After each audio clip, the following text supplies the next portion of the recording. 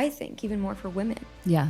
I think we're taught that we have to work as hard as we can possibly work in order to break this glass ceiling. And that's true. But for me, and I think for a lot of women that I speak to, sometimes being able to be a receiver and being able to let the universe just present things to you at your front door without you efforting and so freaking much. And just saying thank you. Saying thank you. Suffering does not have to be a part of life. Just saying thank you and trusting that it could be beautiful also. But like to circle back to what we were saying before, it's hard. If you're conscious and you're awake, that means that nobody's the problem.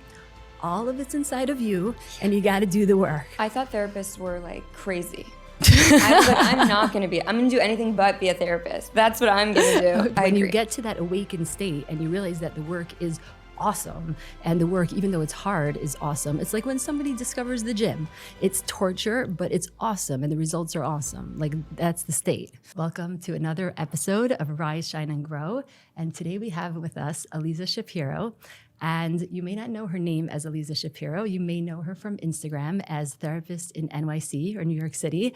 And if you don't know her by any of those, I'll be shocked because you've gotten such a huge following. And the reason that I wanted to have you on the show today is because I'm in the mental health world and there's so much mental health like exploding for better or for worse all over Instagram. I guess obviously it's my algorithm, but I think it's just, what's in the air now.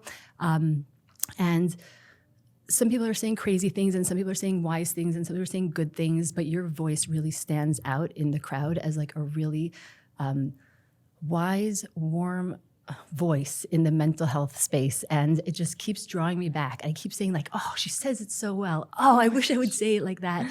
And another thing also is the generosity with which you post. Like you just give free therapy on your page. Like if anyone's not following her and wants like just a wise, warm therapist, follow Aliza's page. That is so sweet. So this is really what stood out and why I wanted to get to know like the person behind, behind this. So thank you so much for coming in today. I'm so thrilled to be here and thank you for having me. And what an intro. Yeah. Whenever my content resonates with anyone, it honestly means so much. Yeah. I put so much work into it. I can tell. I can tell. This is not just like, I had a thought. This is like really, really, I see that you invest so much into it. And I want you to know that it's real. Like it makes real impact. And like this is something that inspires me because I know that aside from the 30 or 40 people that I can have the capacity to work with, like we could work with hundreds, maybe on a smaller way, but I really do. I feel like some of the things you've said have like actually changed, moved the needle for me a little bit. Wow. And I didn't even know you. So so thank you for the work you're doing. So tell us first, I guess first I'm curious about like LA, New York. Are you here? Are you there? Are you going to change your name to therapist in LA? Oh my gosh, everyone's question. And it's a good question. I say right now I'm like tri-coastal. It's not only like two places. Where's the other coast? Miami? Okay. Yeah, because we have 2 offices in New York now, which is absolutely incredible. Midtown and the Upper West Side. And that team is kind of where we really started. And I would say where our most central hub is. Yeah. And our New York therapists are such an incredible crew. We all had our team dinner last night. And I saw you posted this morning. It was mind-boggling. We should talk about that too, because it was like the craziest dinner I've ever been at. Okay. But then we also started our Florida office. I actually got licensed there because I was living there during COVID. Oh. Okay. And then everybody kept saying, like, can you work with me here? And I was like, I'm not licensed in Florida, so I can't. And then I was like, what, let's just bite the bullet and get licensed there. So we started that office. So that was like the COVID pivot. Like so many people had that COVID pivot. That was the COVID pivot. Yeah.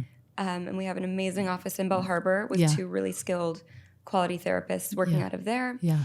And then now we're opening up our LA office. And we have an amazing therapist over there, and office opening soon in Beverly Hills. So how does it work with, because I know like as a coach, you can literally just hang a shingle and like you don't have to have licensing. That's what I am, a coach. And I have a sister who's a licensed therapist and she's like, I just want to be a coach so I could do whatever I want. Yes. But how does it work in terms of telehealth? So do they have to live in a state where you're licensed in order to be part of your sessions? That's exactly right. So there's something called interjurisdictional practice. Okay. And they're basically like just kind of looking at everybody across the board of these United States. And they're saying, no, yes. You know? So we've been working on getting licensed in a bunch of states. And now I think we have 8 states that we're licensed in. Wow. Wow. And is it like just a whole bunch more testing and just like, or a bunch more paperwork? Or, testing. Some states have more red tape than others. Right. But there are definitely hurdles to cross. Right. Yeah. And then once you're accredited in that state, you can see those states' clients even via Zoom. Yes. You don't have to open an actual physical office there. Exactly. Your license needs to be where the client is. Got it. So wherever the client is living, you need to have a license in that state, but irrespective of where you don't have to keep opening physical locations, which is amazing. Yeah.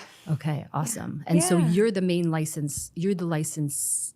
Right, like do your employees, and I don't know how we got into this because I have so much more I want to get into. Yeah, we have so much to talk about. I'm just so These curious. Are the nitty-gritty. Okay, I'm tabling that question. Okay, we're going to table that. Next, yes. Okay. So how did you get into this? Because like I really want to get to know Aliza, like not the business. Well, that could be like episode 2. How did you get into this? Did you always want to be a therapist? Did you know you were going to be a therapist?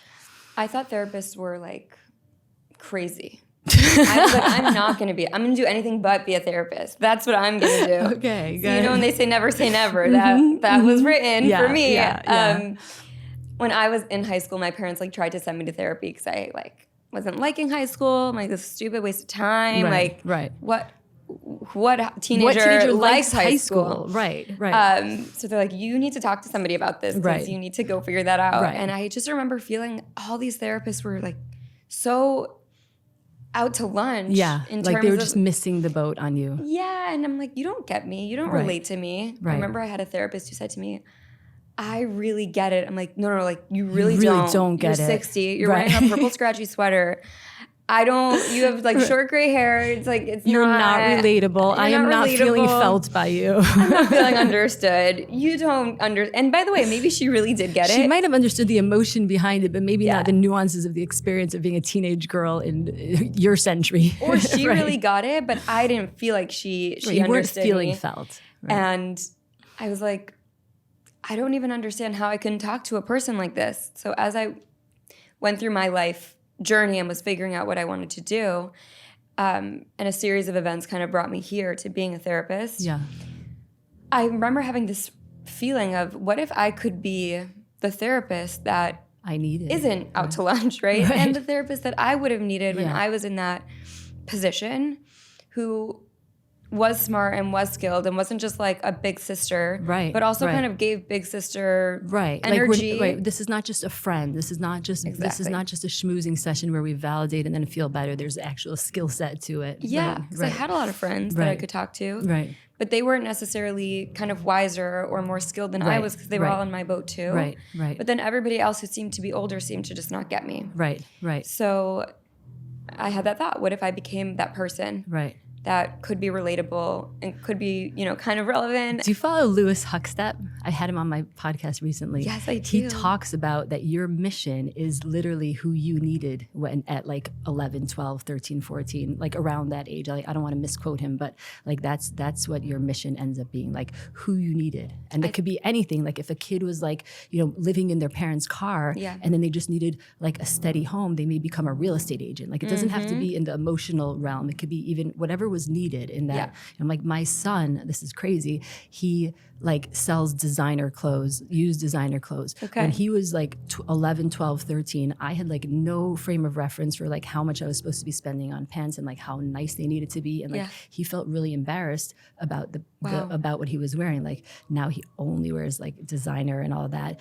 This is what he does. And I'm like, this is not just like, oh, if you needed a loving presence, you become a therapist. I see it like in so many different areas. So I think it's so brilliant that that Lewis picked up on that. But so you were never going to be a therapist. What were you going to be?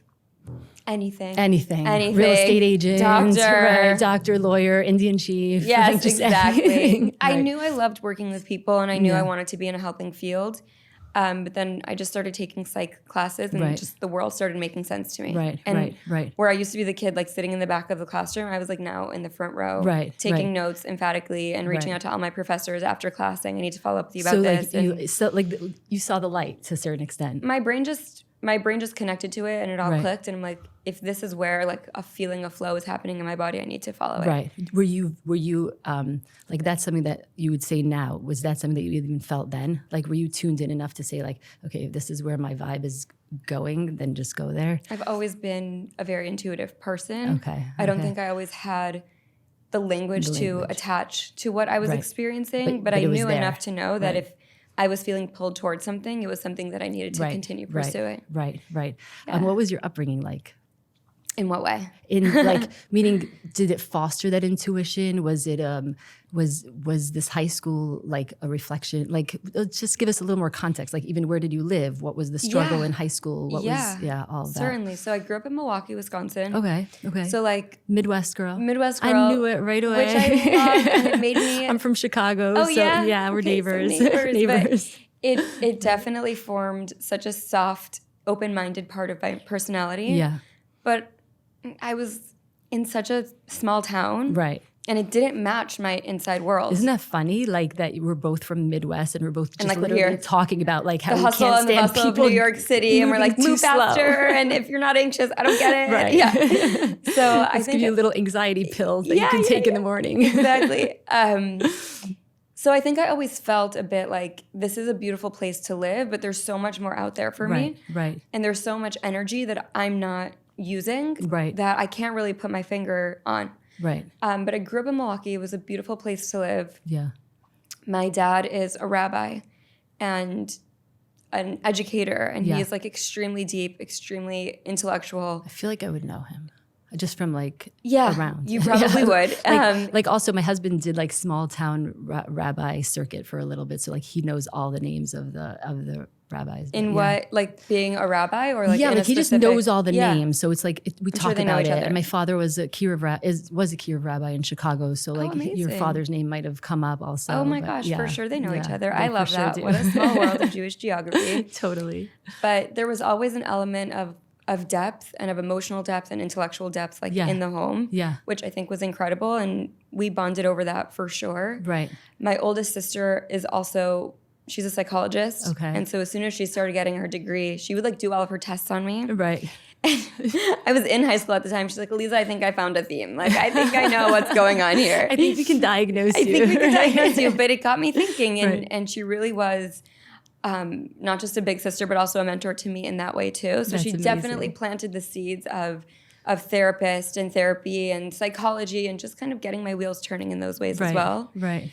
And through time, that's kind of how that's where it went. things And you evolved. never looked back. But then it looks like you then also like took another element of yourself, which was like maybe the business element and like created something that's even bigger and more, and like that's a totally different aspect of a personality.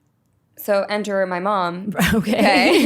We talked about my dad and then enter my mom. Okay. Hustler, business runner. Yeah, like I grew up and my mom was always on a business trip somewhere. Okay. She was an incredible mom. Okay. And always knew how to magically like whip up Yontif somehow between meetings and work trips. Like she was the one who actually managed it all. Like she would work and be home. A great delegator, I will say. We all like laugh about it. But yeah, she is an incredible, businesswoman. She works in banking and tech and consulting. So she's kind of like been all over the place. And that's the mom I grew up with, which I think is a very unique So you have thing the helping too. field and you have the business and you just got this beautiful like. And I just got a little dose married of both. To the dose of both. Yeah. And that's amazing because I think there's so many, I feel blessed to have elements of both. I feel like there's so many people in the helping fields that really are just, they just want to be coaches or therapists or whatever it is, but they don't have that business mindset or growth. And they really struggle. They struggle to charge. They struggle to get themselves organized. They struggle to keep their, like schedules full. Because they just want to be helping people, and the rest of it means nothing to them. So it's I feel like it's a blessing. It's to such a have blessing, both. and I think it's unique. I don't think that everybody who's a therapist is meant to have a whole business side of things, and I don't think people have to play to their strengths. Right. I think for me, I have really two sides of my brain that I love to utilize, and that is the helping It really field. is both. It's not like one is suffering at the expense of the other. Both are both can thrive. Absolutely. Right. If you have both sides in you, utilize both and foster both for sure. Do you find that one side, let's say the business side and building the business or growing it or managing the team, takes a lot away from your actual coaching or your content creation or all of that. And are you cool with it? Like, and if yes, how does that sit for you? So we were talking earlier about just like kind of feeling that pull. Yeah. Where I feel a pull, that's where I go.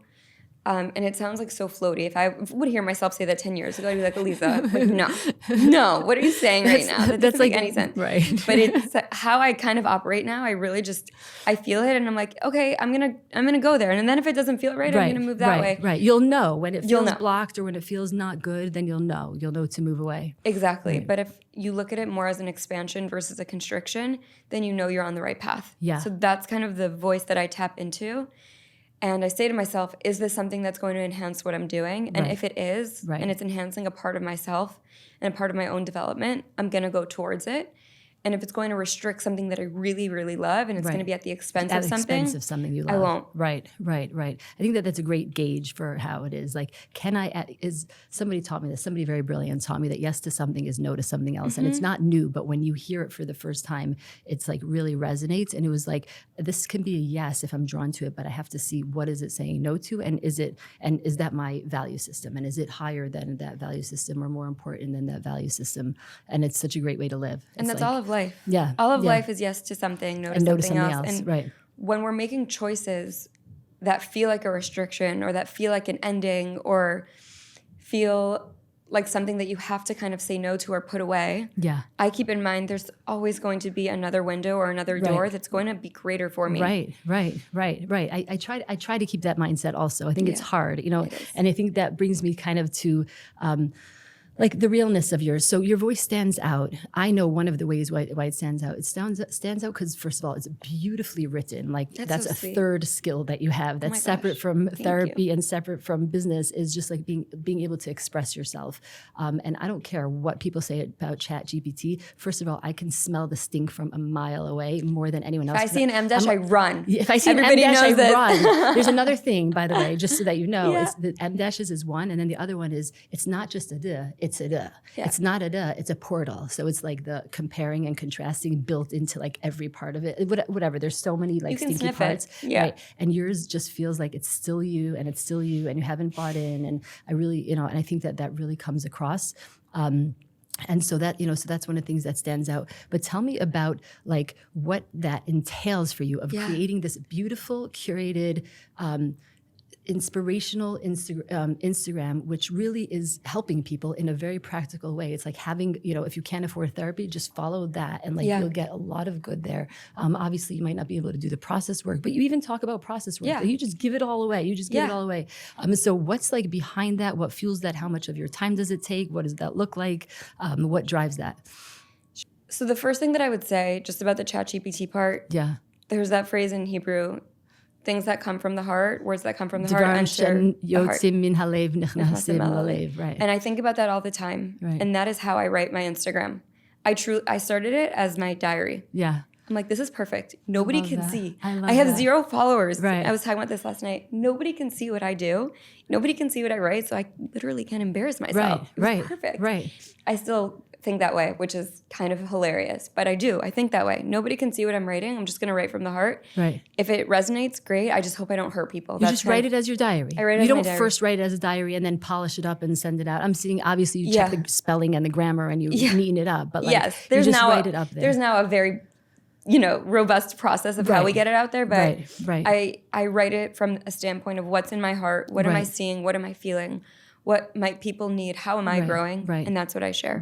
Right. I can see that coming through. And I also see the authenticness coming through, which is tricky for you, I would say, because you're very polished, you look good, and you're running a business, and your business looks like it's thriving, and you have a really like professional, I don't want to say curated, but professional Instagram. And I'm sure, with your clientele also is super professional. And so, but at the same time, your messaging is be you, show up messy, and so how do you balance that authenticity, which by the way, I think you're balancing it well. Thank you. I'm not saying like, you're looking too polished, you're not messy enough. I'm saying the opposite. I'm saying I get the sense that you're real, even though you're your messaging is beautiful and curated and you look like you have it all together, I still get the sense that you're a work through person and all that. So how does that come across? First of all, I'm always in the work. Yeah. And it's sometimes annoying. I know. I'm like, I just want to relax, exhausting. Universe. Can you just throw me a bone for a couple months? I don't want to do the work. I'm so with you. And then you get like a day where it just like everything feels good. And you're like, okay, back to work. Right. For me, part of the work that I'm doing right now is feeling like I'm in the work and in the work and in the work, and knowing that life is so beyond incredible. Yeah. And holding both at the same time. Yeah. I think that's kind of like where I'm at right now. That's going to be, I think, probably forever. Because when agree. you get to that awakened state and you realize that the work is awesome and the work, even though it's hard, is awesome. It's like when somebody discovers the gym. It's torture, but it's awesome and the results are awesome. Like that's the state. I posted today, I used to be cool, now I say things like, and all the unhinged things that I say as a therapist now. And yesterday I was talking to someone and I said, oh, I'm just in the part of the phase where the vessel is breaking, but I know that more light is about to come in. Right. And first of all, again, who says things like that? But I do. David Guillaume. And David Guillaume, exactly. Me, you, David Guillaume. Yes. Exactly. I said that last night in a class. I said like, light vessel, come on, David Guillaume. And come everyone was on. like, wait, what? Yeah. And I was like, if you know, you know. Right. But it's true. Whenever we're going through a period of life where something is hard or there's effort or there's a breakage happening in whatever realm of life it is, more light is about to come in. Right. And if you hang on during those periods, you're going to see incredible miracles in your world. So it's all about doing that dance. Yeah. It's all about I'm growing and I'm loving life. Right. I'm growing and I'm so grateful for everything that's right in front of me. That's my prayer and my hitbodedut and my tefillah every day is, God, let me have that moment in between the stimulus and the response. Yes. Like, just let me have that moment to recognize that this moment is the moment of the growth. This moment is the moment that changes everything because it happens so fast. I go back into the old pattern, I react and all of that. Yeah. So I ask him literally, do me a favor. I know you can do this. Just expand that split second to like 3 seconds because within 3 seconds, I could take that breath. I can get my dot back and I could recognize that this is exactly where the work in this moment is where the work lies. So my tefillah is, God, I don't know, you can make anything happen. You can make traffic clear up. You can make that moment feel a little bit longer. That's it. Just that little moment. And I think that moment is that, that growth. Do you bring that spirituality into do you still see clients on like a regular basis? Yeah. Yes. So do you bring that spiritual element to your practice?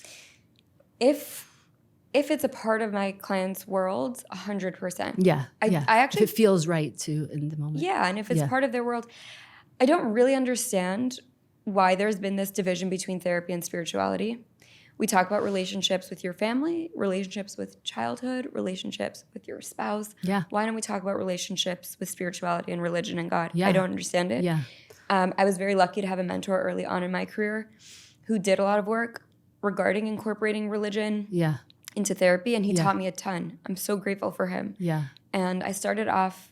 I have a theory on why it got separated. My theory is that and I'm not speaking for every single Orthodox Jew, but I'm speaking specifically for Judaism. But again, I think even people who are Catholics may be able to relate to this or whatever, is that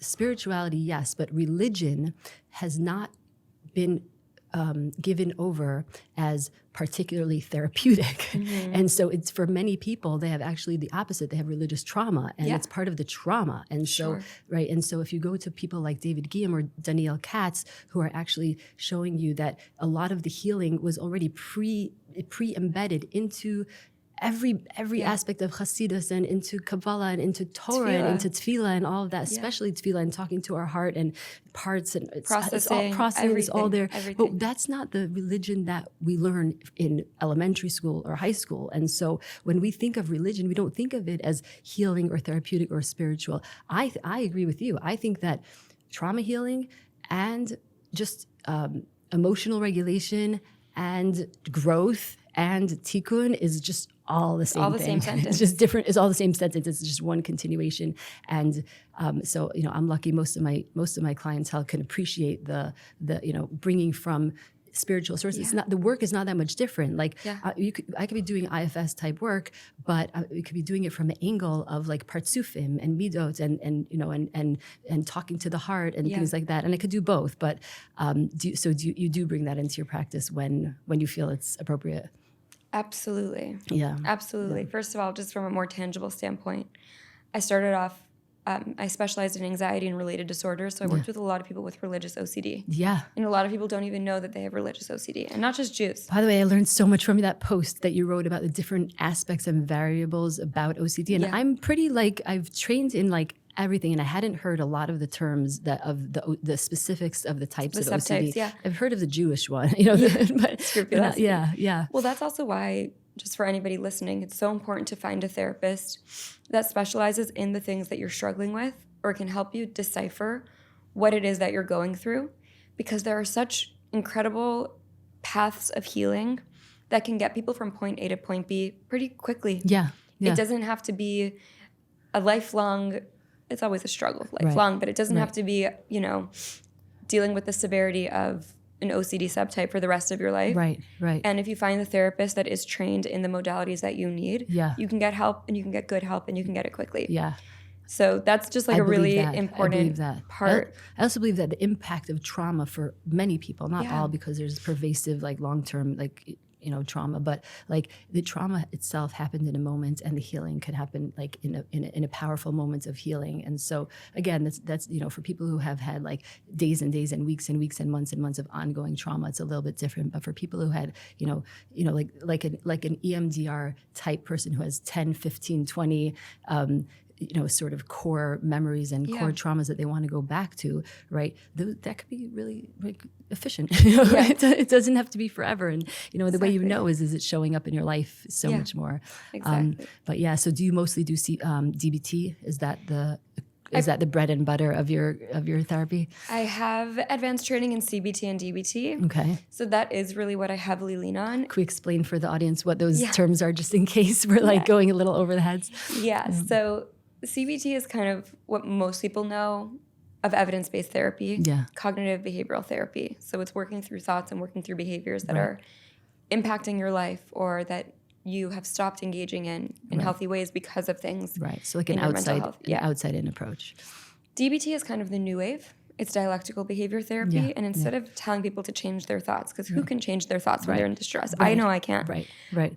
It incorporates mindfulness, meditation, and holding two truths at once, and being able to use those to enter a value-driven life and to behaviorally create a value-driven life, a life that we experience as worth living. Yeah. So those are really at the foundations of how I practice and how the clinicians on my team practice, which I love, because I think there are so many therapists out there doing good work and trying their best. But without a model. Without a model. Right. Exactly. Right. So we have a model and we have a foundation which helps people really navigate the things that are impacting their lives the most. And then we get deep as a part of that work. Right. So we incorporate that, and we incorporate the spiritual work. Right. First of all, DBT is very spiritual. Right. Marsha Linehan, the founder, literally went and learned from Buddhism for many, many years of her life, and that's how she incorporated all the mindfulness elements and the spiritual elements of the work. Yeah, it didn't come out of a bubble. It did not come out of a bubble. Right. It was very, very thoughtfully done and very spiritually done. Right. But certainly helping people through religious trauma. Yeah. Certainly helping people with religious forms of OCD or religious forms of anxiety. Yeah. By the way, that doesn't necessarily mean I have a panic attack every time I go to the mikveh. For some people it is. Right. But it could also be I have this looming feeling hanging over my head that if I don't do X, Y, or Z, God is going to punish me and my family. Right. Or it can mean I just feel so disconnected. Right. I'm going through the motions. I keep Shabbos. Would you call that in the category of OCD or religious trauma? I wouldn't call it in the category of religious OCD if it doesn't have certain factors. Right. But it's definitely religious anxiety. Right. And it's definitely under the scrupulosity umbrella, which is having fear of moral failings or fear of religious or spiritual failings. Right. And it's a little bit different. It's a little bit more nuanced than perfectionism, because I would say would you say it's because perfectionism is fear that I've failed on this earth, whereas religious scrupulosity is I'm going to burn in hell forever. Yes. Yeah. I think that's such a great way of saying it. And what makes scrupulosity, like even just a level more, is that it's not just I failed, it's that the universe is going to punish me for it. Okay. And they're going to harm me, or they're going to harm my family, or anything else that falls into that category. Or not that lightning is going to strike, but something terrible is going to happen to me as a result of me missing this thing or not doing this thing to perfection. Right. So much. So look, I guess, there's addiction, there's so much. So like the focus on OCD and anxiety is like two of the, there's depression, there's addiction, there's OCD, there's anxiety. How did you end up in OCD and anxiety? Was that just like, did that just naturally evolve? Is it something that you more relate to than other things, or? Life does that thing where it pulls you exactly where you need to go. So that's what happened.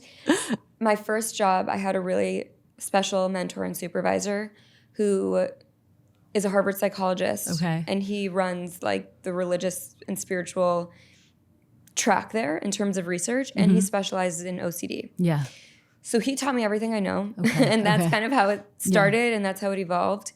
Like we were talking about earlier, I definitely run on the anxious spectrum. Right.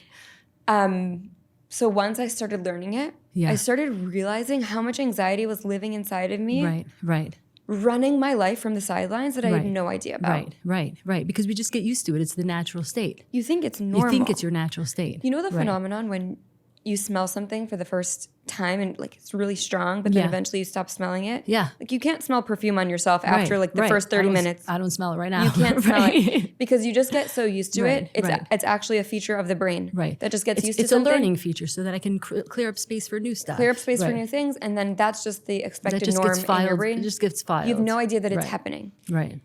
That happens with our thoughts too.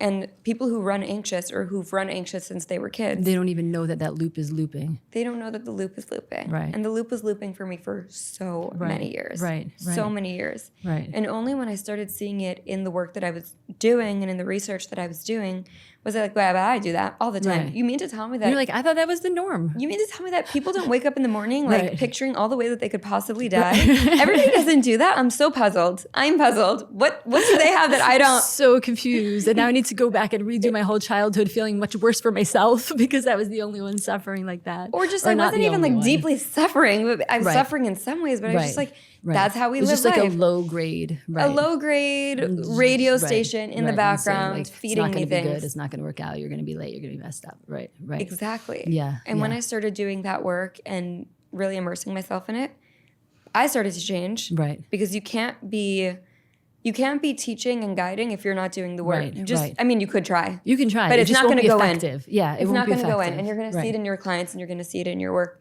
So I started doing the work and my life started to change. Yeah. I started to notice patterns of avoidance, patterns of fear saying, wait, you actually can't do that, or you actually shouldn't do that. If you do that, something terrible is going to occur.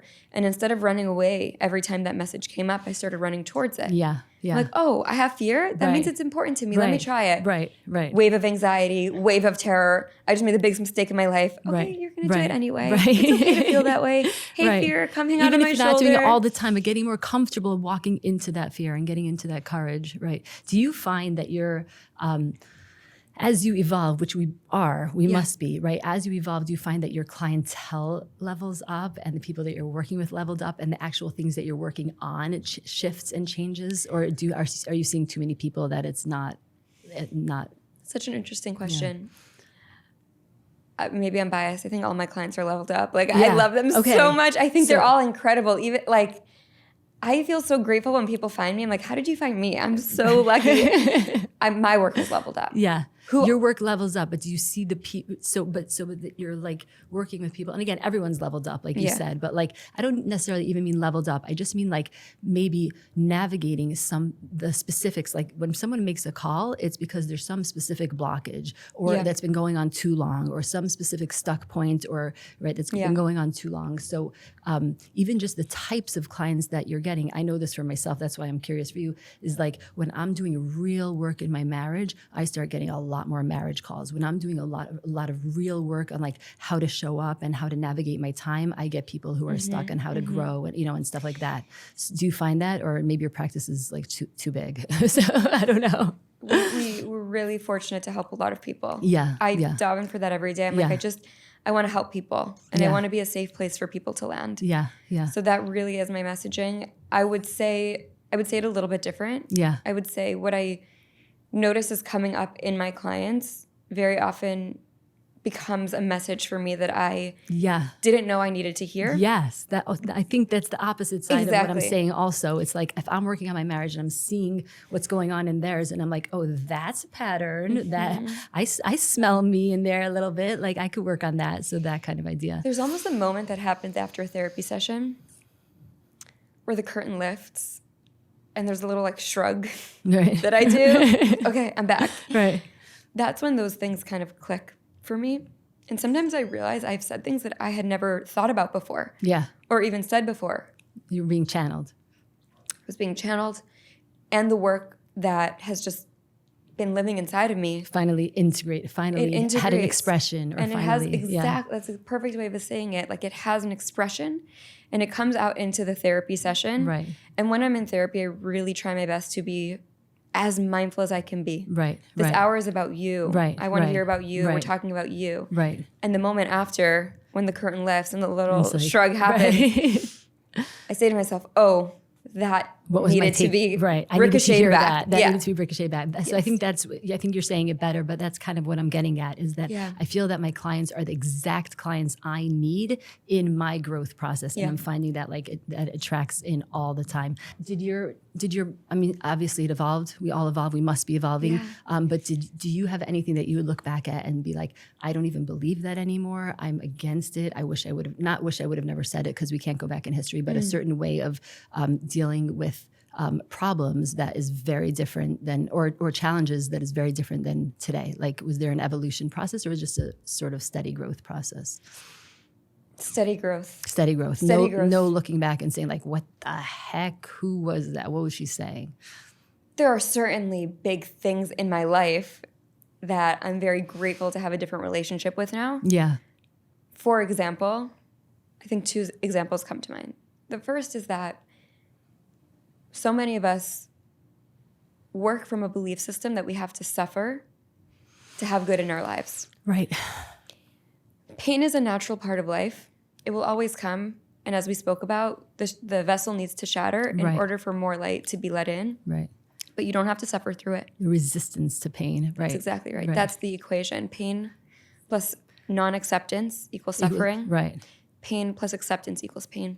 Right. Pain plus acceptance equals pain. Pain plus resistance equals suffering. Right. That's how I've heard it. And it's so true. It's so true. Right. We don't need to suffer. We don't. Right. And sometimes life feels extraordinarily painful.